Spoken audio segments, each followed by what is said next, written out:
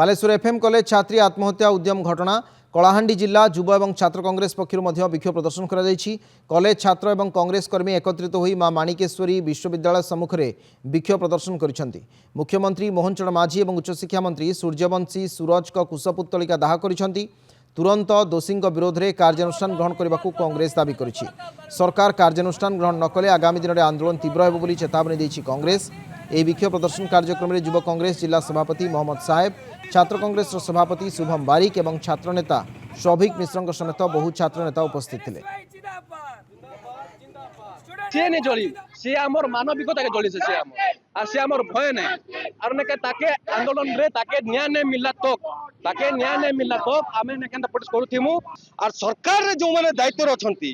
जदि से माने कार कथा सुनी पारिबे नहीं लोक प्रतिनिधि हेचंती को पाई जंती लोक कथा कहबा पे हेचंती ना लोक कथा सुनिबा पे हेचंती जदि हे पारिबे नहीं ताले संगे संग ता गद्दी छाड़ करंतु।